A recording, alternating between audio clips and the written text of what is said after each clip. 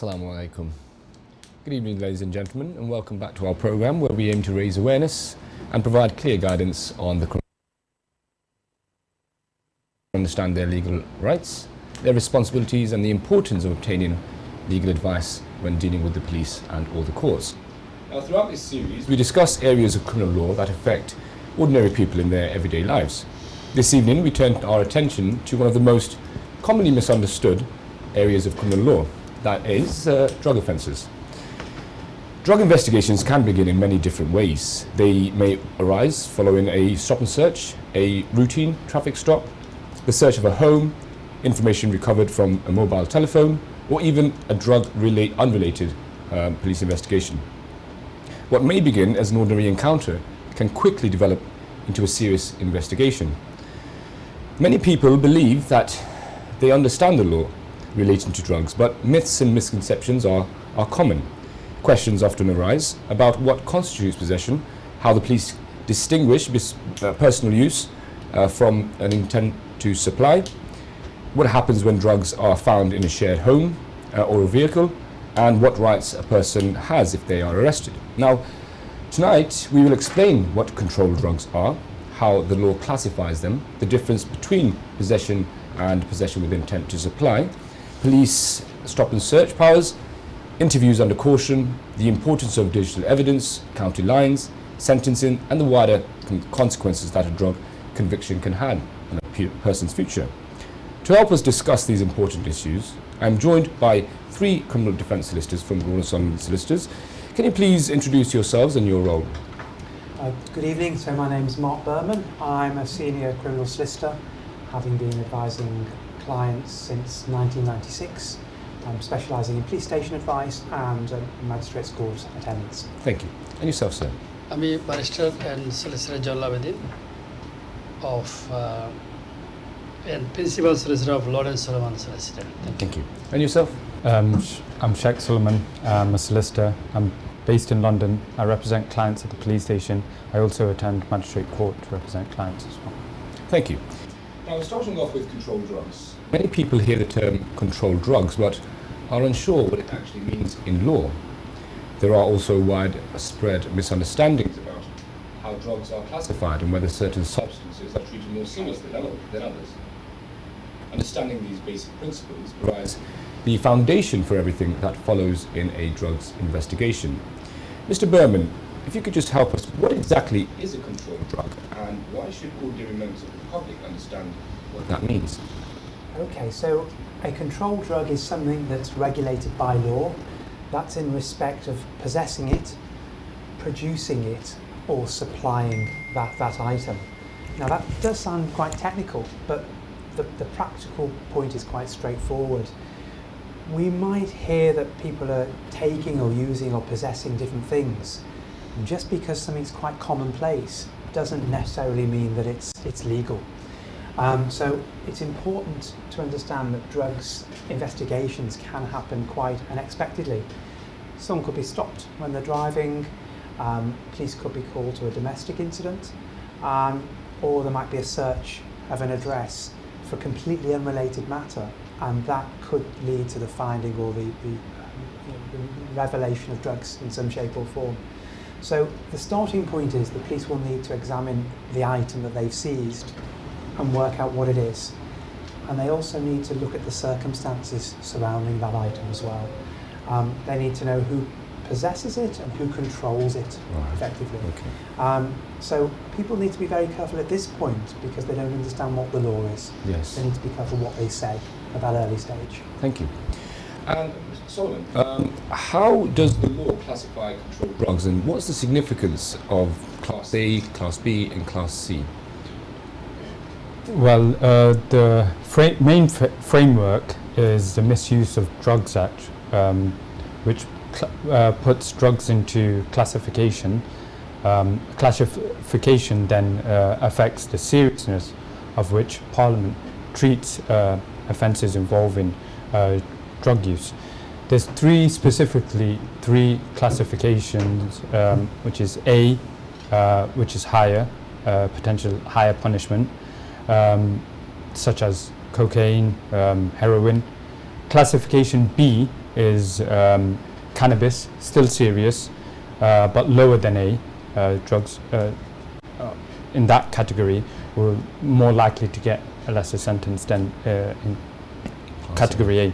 And there's also class C. There are some prescription drugs, but still illegal without the prescription. So it's a lower level. It also affects how the drugs are being dealt with. Sort of the kind of offence also changes, the seriousness. Simply possessing drugs is having drugs on yourself, as opposed to supplying it, giving it, or selling it to others. There's also production, where you're growing or making the drugs, and the intention of giving drugs to someone else, so intent to supply. A person with a small amount of cannabis for personal use is treated differently from someone who's caught supplying cocaine. Also, what they take into account is the quantity of drugs. A gram of cocaine, for example, is likely to be for personal use, whereas 200 grams suggests dealing or supplying. Yes. Also, the role that you play, you could be a courier. You don't use drugs yourself, and you're simply giving it to, taking it from place A to B. You could be a street level dealer, which means you have some drugs on you, and it's more opportunistic. You find someone and you supply them with drugs, or you could be the ringleader. You could be the person who's organising the whole operation. Obviously, when it comes to different roles, that matters as well. Financial gain as well. If selling drugs for profit is treated more harshly than giving your friend a small amount of drugs. Right. Also, if you're exploiting others, previous convictions as well, tougher penalties. They've told you once not to do it, and you continue to do it. Classification isn't the whole story. Two people with the same drugs can get very different outcomes in light of what I've just said regarding the quantity and the previous history. Also, personal use versus supplying, and it's not always simple. Always get a solicitor, and it's not always what the drug is, it's how it happened, how much was it, why, and who was involved. Okay, thank you. We'll start off with possession of drugs. One of the most common assumptions people make is that drugs are found on or near someone, then they're automatically guilty of possession. In reality, the illegal possession can be much more complicated. Whether someone is legally responsible often depends upon what they knew, where the drugs were found, and whether they exercise any control over them. Mr. Berman, if drugs are found in somebody's pocket or bag, are they automatically guilty of possession? So finding drugs on a person actually in their possession may be considered strong evidence, but the allegation isn't automatically the same as an end conviction. So the police and the prosecution need to prove their case, and the way they do that is to establish that the person who had the drugs on them or in their control knew the item was there and had control of those items. They're the two key features here. It could be a straightforward case where something's found in someone's pocket and they knew it was there, and that's straightforward. But I've dealt with cases in the past that involve borrowing, for example, someone's jacket, or a bag that was shared with somebody else, or luggage that someone was carrying. So some explanations are quite credible, but the facts are very, very wide, and each would depend on the explanation that would have to be tested.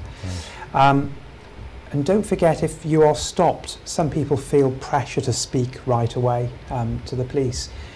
It's better to remain calm, collect your thoughts, and make an informed decision before you say anything to the police. Because don't forget, the police will be checking other evidence, such as CCTV, phone messages, fingerprints. There's a lot of different evidential reach for something like this, and the case will be assessed as a whole. Right. Well, thank you. Mr. Solomon, legally, what does possession mean when drugs are found in a home, a vehicle or other shared. Please. Simply put, a person can legally be in possession even if the drug isn't in their hand or their pocket. Examples suggest drugs found in a bedroom, as Mr. Berman has indicated, cupboard, car, shared living space can still count as possession, even though you're not physically in possession of it. Control and knowledge will indicate whether you are in possession of it or not. To prove possession, the law looks at two things in particular: control, whether the person has some power or over where the drug is or what happens to it. They also look at knowledge. They knew drugs existed. If the drugs are hidden in someone's drawer, the court may say that they had control and knew about them. Location matters. Where the drug is found can raise difficult questions. Drugs found in a shared kitchen cupboard might not belong to one person, several people, or none. The court must decide. Prosecution must link the person to the drugs. Being near the drug is not enough. Evidence must connect the individual to it. The court looks at who lives at the property, who uses the room or vehicle, whose belongings are stored next to the drugs, messages, admissions, behavior. Even if the drugs are found next to someone's ID, clothes, phone, it strengthens the link. Joint possession is possible. More than one person can legally possess the same drug. If two people sharing a flat, both using the same stash, may be treated as joint possessors. Knowledge is essential. A person cannot possess something they genuinely don't know exists. Example, if someone borrows a friend's bag and doesn't know that there's drugs inside of it, that may not be possession. Right. But knowledge can be inferred. Courts can reject explanations that seem unlikely or inconsistent, claiming I didn't know the drugs were there in my own bedside drawer may be seen as implausible. Right. Small details matter. Tiny pieces of evidence can change a whole case. A text message saying your stuff is in the cupboard can be enough to show knowledge and control. Possession is not just about holding drugs. It's about control, knowledge, and the evidence tells the story. Right. Thank you for that. Now we'll go on to the possession or intent to supply. The law draws an important distinction between simply possessing drugs for personal use and possessing them with the intent of supplying them. The difference between these offences can have a significant impact upon both the investigation and the sentence, which may ultimately be imposed. Now, understanding how the police and the courts distinguish between the two is therefore extremely important. Mr. Berman, what is the practical difference between simple possession and possession with intent to supply? So the difference between these two factors is enormous. So simple possession is just having it for personal use, a small amount for your own use. Possession with intent to supply essentially means you're trying to pass on part or all of that drug to somebody else. And obviously that's a lot more serious, particularly in terms of sentencing. There is a mistaken belief out in the community that supply means you're profiting in some way and making money out of it. But sharing an item, sharing a drug with somebody, or giving away drugs to friends in a social environment, or even holding on to drugs for someone fits into that category. Okay, so the police don't need to witness an actual sale taking place, but what they'll do is they'll build a case. They may look at the quantity of drugs that are found. They may look at how each one is packaged up.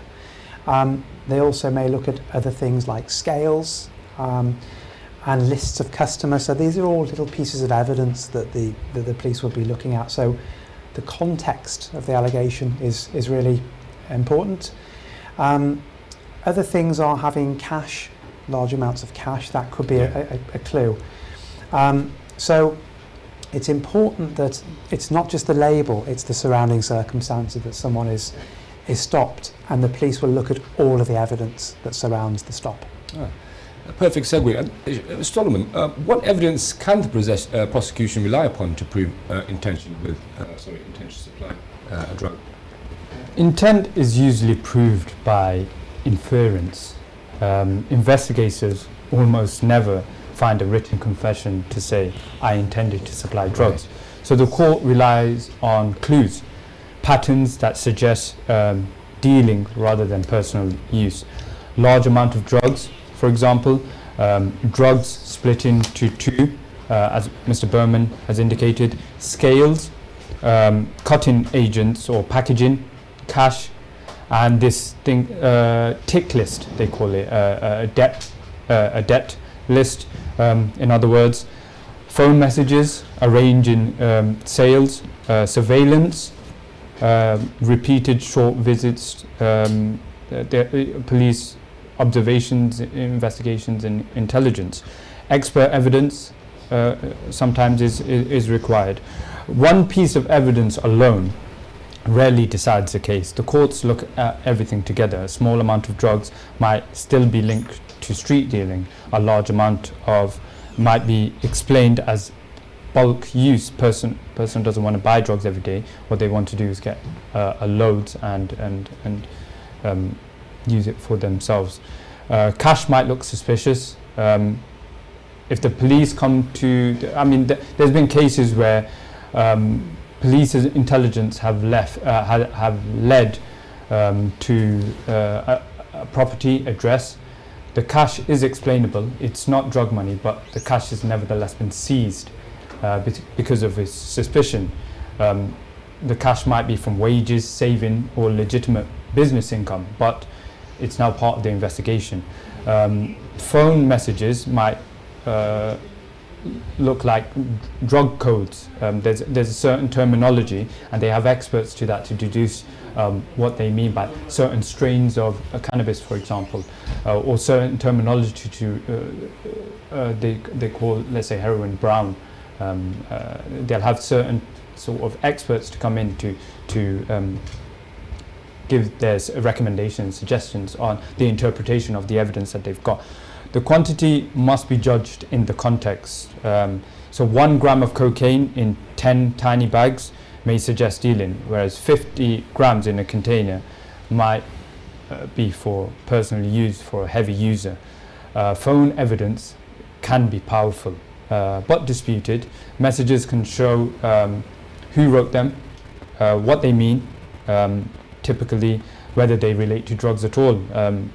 Can you sort me out? 2 might be drug dealing or might be something else completely. Cash and equipment, for example, someone who works in a cash-based job may have legitimate large amount of money at home. Scales, bags, as already indicated. The court looks at the whole picture. Judges, juries consider the combined effect of all the evidence. The prosecution must prove intent beyond reasonable doubt. It's a high standard. The defense can challenge, so we would challenge any evidence, reliability of evidence, interpretation of messages, continuity of the exhibits, where the police picked up what evidence and has it been exposed. We will find gaps and inconsistencies in the investigation. Missing phone data, unclear surveillance, can weaken the link between defendants and any alleged suppliers. Intent isn't about one clue, it's about the full story. Thank you. Now, we're going to talk about drugs found in shared places. Drugs are not always discovered on one individual. Quite often, they are found inside shared homes, flats, or vehicles occupied by several people. These situations frequently give rise to difficult questions about responsibility and whether one or more people can be linked to the drugs. Mr. Berman, what happens when drugs are found in a shared house or flat or even a vehicle? This is probably one of the bigger areas of dispute and arguments amongst people, particularly if they live in a property together. Because if drugs are found in a communal area where lots of people have access, and the police will come in and they will arrest everybody. Goodness. So they'll just arrest all of the occupants, and then sort out, who the drugs they think belongs to. The key considerations are who has access to those areas, who controls those areas, and who has knowledge of those items. So they might look at lots of different things. They might look at tenancy agreements. They might look at keys, who has keys to different locations. Fingerprints, DNA, they really cast the net quite wide. They'll also examine mobile phones to see if there's any messages on there. So when two people live together, one person will need to be careful not to try and protect the other person by just trying to explain it away, because that's where they can run into difficulties. And also, if they give an account, it's hard to take that account back. Right, yes. So, and if they say something that's been proved wrong, that affects the credibility. And as we all know, in the criminal proceedings, credibility is really important. So I think it's important also to distinguish between a joint home where one person knows that somebody else is using drugs. That doesn't imply that they're privy to that possession of those drugs themselves. But interestingly, if drugs are found next door to someone else's belongings, it could be implied that they're aware of those items. So I think each case really requires a really detailed reconstruction of who uses each area, who controls each area, and who possesses what. Yes, thank you. Now, Solomon, how does the law approach drugs found in a car containing several occupants? Well, a car is a confined space, so where drugs are found can be crucial. Door pocket, glove compartment, boot, under the seat, or even on the floor. Even in a small space, the prosecution must still prove who possessed the drugs. Joint possession is possible. The registered keeper of the vehicle is not automatically guilty just because the drugs were found in their car. Equally, a passenger isn't automatically safe because it's not my car. Example, a driver may have no idea drugs were hidden by a passenger, or a passenger may have no idea they have placed drugs in the car they don't own, if that makes sense. The courts look at control, access, and behavior.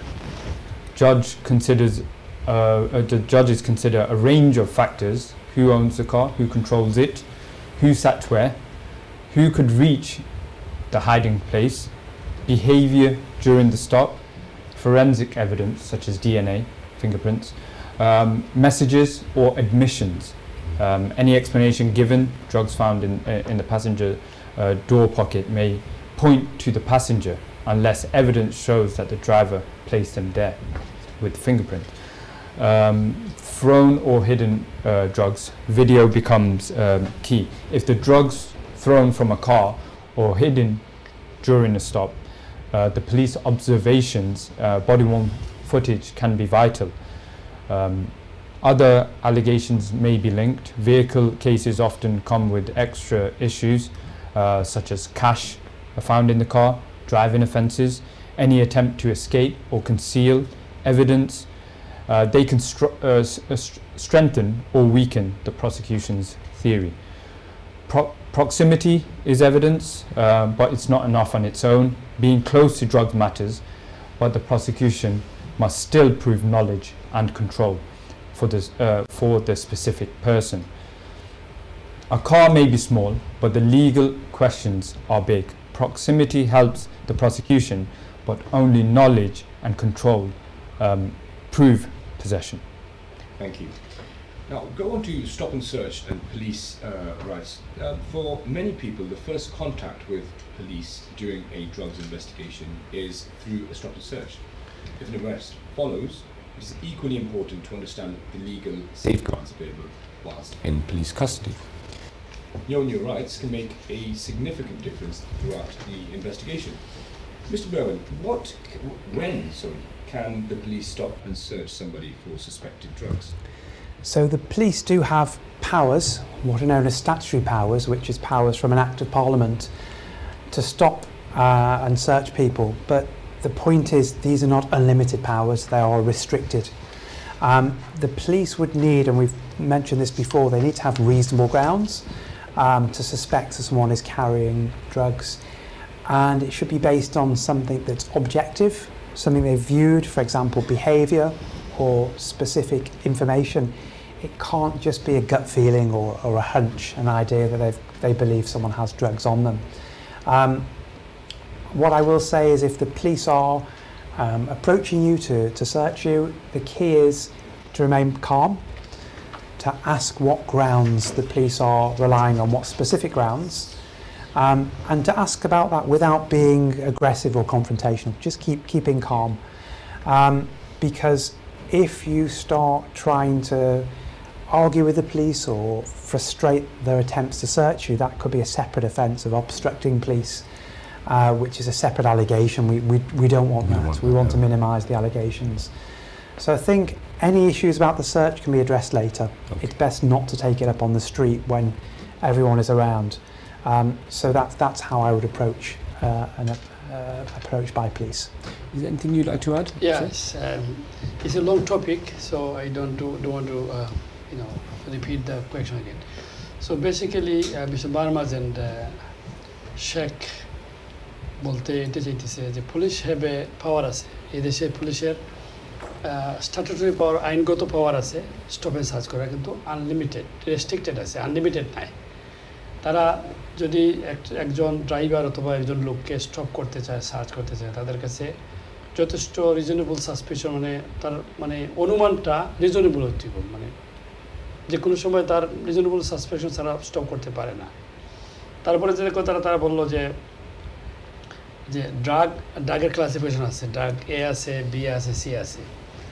A serious, তারপরে B আছে, drug B যেগুলো আছে এগুলা less serious, cannabis যেগুলো কি cocaine, cannabis এবং prescribe drug যেগুলো, মানে অনেক ড্রাগ আছে যেগুলো প্রেসক্রিপশন ছাড়া মানে ইউজ করতে পারে না, এই ক্লাসিফিকেশনগুলো। তারপরে যে কথাটা বললো যে পুলিশে যদি মানে কমিউনিটি প্লেস, একটা প্লেস থাকে যেখানে সবের বসবাস, এখানে যদি পুলিশে কমিউনিটি প্লেস যেখানে সবের বসবাস থাকে সবাইকে অ্যারেস্ট করে, কিন্তু মানে তখন যে জিনিসটা আমাদের মানে সোসাইটিতে লক্ষণীয় এবং এটা জানার দরকার, যেটা হলো যে অনেক সময় মানে একজন লোকের চেয়ে মানে শাউটিং করে পুলিশের সাথে এবং বলে আমি এটা করি নাই, এবং সে চেষ্টা করে যে আমি এগুলো করি নাই করে মানে বাঁচতে চায়, কিন্তু অনেক সময় বাঁচতে গিয়ে তার সমস্যা হইতে পারে, যেমন অন্য আইনে পড়ে যায়।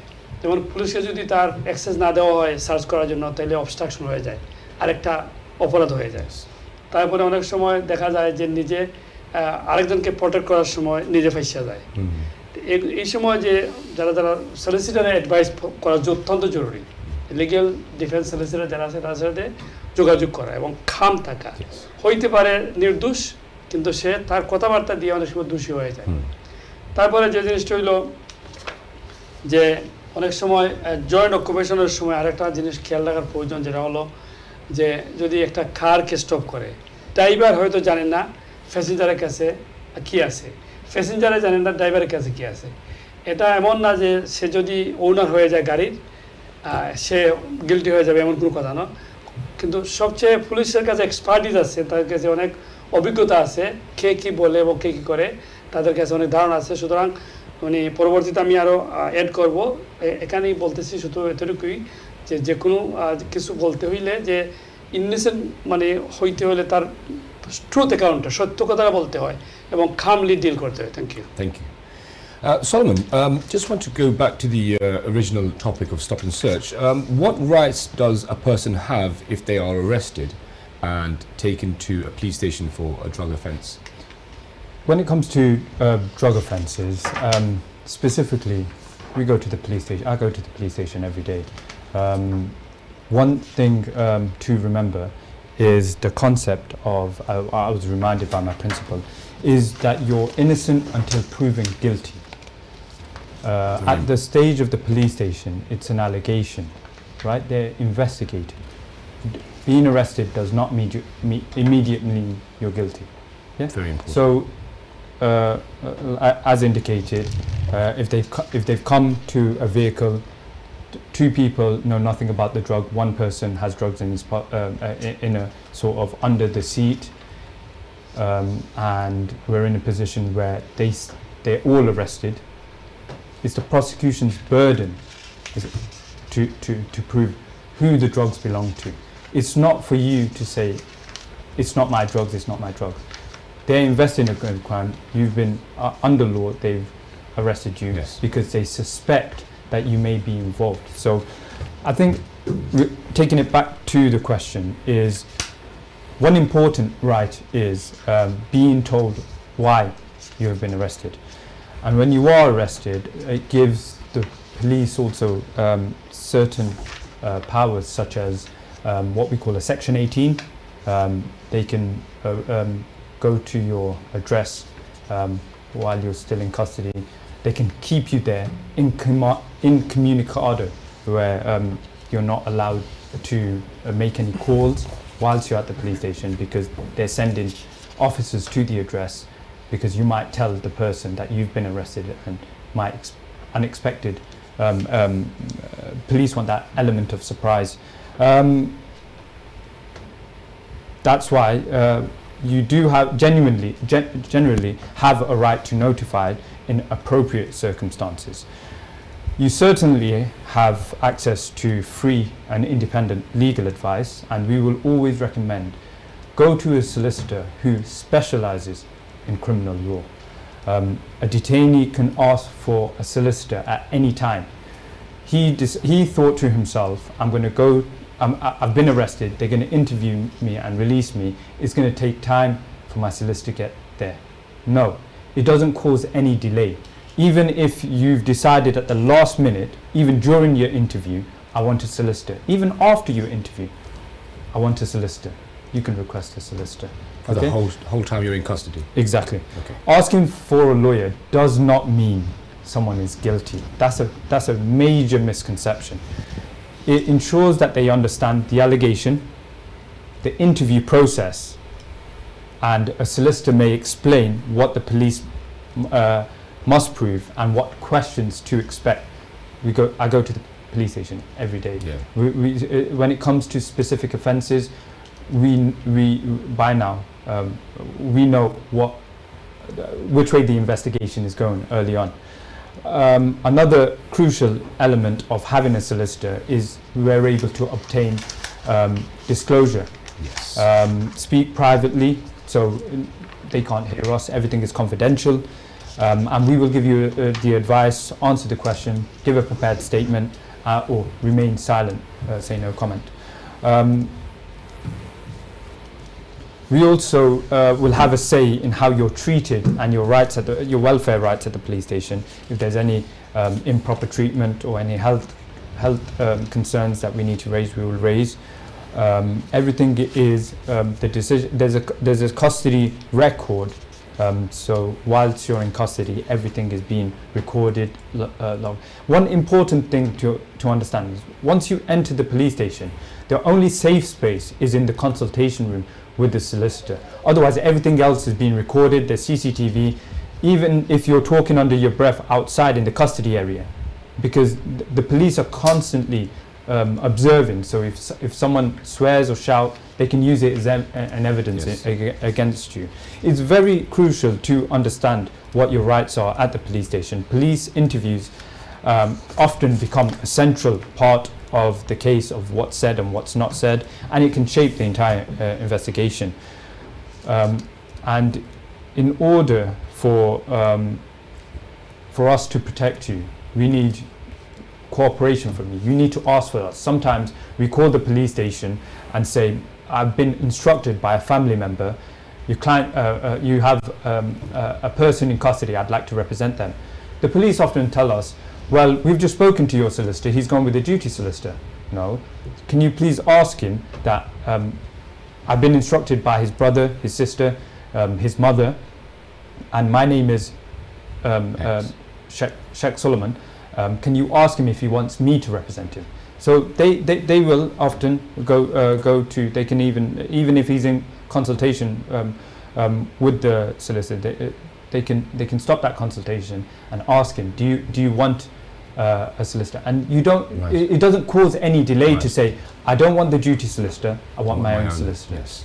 It's very important because they will often have further instructions from mum, brother, father to say, look, let me explain his situation a little. They can often provide context. Thank you. That's very, very helpful. We're going to go into the police interviews and perhaps even digital evidence. Now, modern drugs investigation increasingly rely on digital evidence. Mobile telephones, messaging applications, electronic records often form a central part of a prosecution case. Equally important is understanding how decisions made during a police interview may affect the outcome of an investigation. Mr. Berman, should somebody answer police questions immediately when suspected of a drug offence? So there's no one fits all, there's no clear answer to that because every case is very different.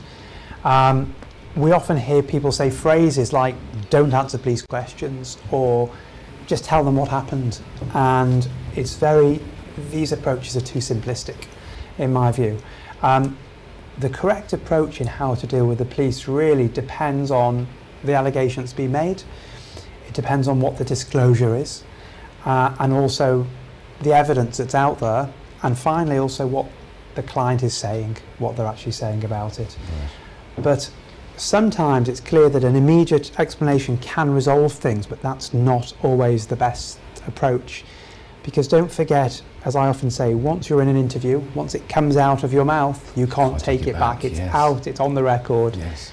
And any contradictions are quite difficult to repair moving forward. Yeah. And don't forget, we've already said that drugs offences are quite complicated. There's quite a lot of facets that come into them.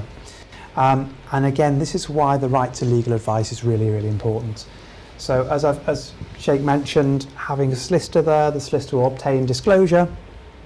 They can discuss the case, but also the solicitor can act as a buffer between you and the officer. Yes. So you're not directly answering the questions and you can structure your response accordingly. One thing to watch out for, and that is if two people get arrested for the same offence, obviously don't try and communicate with your co-accused, particularly if you're in the cells, because that could be recorded, it could go as evidence, and that could be quite compelling evidence. So be very careful what is said in the police station unless it's with the advice of a solicitor in the environment of an interview. Thank you. Now, we're running short on time. Next time we come back, hopefully we can continue this drug session because it's very important. So when we come back, we'll look at digital evidence, county lines and young people, sentencing, consequences of a drug conviction, and then practical final advice that we can give to our audience. Now, for now, just a final discussion before we conclude this evening's program. Let me ask each one of you one question, final question. Is there one piece of advice you would give somebody who finds themselves under investigation for drug offence for the very first time? If so, what would it be? Starting with you, Simon. The initial advice is remain silent and until you've spoken to a solicitor who specialises in crime. He will advise you, he will challenge the evidence, he will advise you if it is a prepared statement, what to say and what not to say, what looks suspicious, and where the weaknesses are in the prosecution case. Thank you. Yourself, sir. ধন্যবাদ। আমি যে জিনিসটা emphasise করবো যে আমাদের সোসাইটিতে যে কথাটা শেখ বলল ভালোভাবে, এই যে পুলিশ স্টেশন গেলে পুলিশে অনেক সময় বলে you are a duty solicitor. আমাদের সমাজে মনে করেন সব সময় তো পুলিশ অ্যারেস্ট করে না। যে কথাটা হইলো যে আপনার পছন্দ মতো একজন সলিসিটার আপনি নিয়োগ করতে পারেন। আর পুলিশ স্টেশন সবসময় ফ্রি থাকে। ডিউটি সলিসিটার বললেই যে পুলিশে নিয়ে আসবে এমন কথা না, আপনার পছন্দের সলিসিটারকে আনতে পারেন। আর যেহেতু আপনার এই দেশে অনেক সময় গণনা ঘটে, আমার মনে হয় যে আপনার প্রিফারেন্স এটা পছন্দের একটা সলিসিটার নম্বরটা থাকা জরুরি। নাম্বার 2 হলো সব সলিসিটার এই কাজটা করে না। এটি হলো ক্রিমিনাল ডিফেন্স সলিসিটার, যারা মানে লিগেলিটি আছে অথবা ক্রিমিনাল ডিফেন্স সলিসিটারটা যেন immigration solicitor, family law solicitor, অনেক solicitor আছে, criminal solicitor. কিন্তু এই law specifically criminal law solicitor. Thank you. That's very helpful. And Mr. Berman, any last piece of advice? I would probably say don't go into an interview without having had advice. If you go into the interview, the allegation is going to be put to you and you don't know what evidence the police have, and then you're speaking freely without full advice. And anything you say in the interview, obviously it's on the record. Use a solicitor to act as a buffer between you and the police so you can get proper advice and answer accordingly. That's excellent, thank you. So tonight we have examined the law relating to drug offences, including controlled drugs, possession with intent to supply, drugs found in shared homes and vehicles, police stop and search powers, and arrest. And we also did look at police interviews. When we come back next time, we'll talk about digital evidence, county lines, sentencing, and wider consequences of having a conviction, a drug conviction in particular. The key message from this evening is that every drugs investigation depends upon the facts. Assumptions, rumours, and common myths should never replace proper legal advice or a careful examination of the prosecution evidence. Whether someone is suspected of simple possession or a more serious allegation involving supply, they remain entitled to legal representation. We cannot stress this enough. Fair treatment and the protection of the law throughout the criminal justice system is there. Understanding your rights, remaining calm and seeking legal advice at the earliest opportunity can make a significant difference throughout an investigation. I would like to thank our guests from Lord Solomon Solicitors for taking the time to join us this evening. Thank you for sharing your knowledge and your experience. And most importantly, thank you all at home for tuning in, and join us next time, and thank you.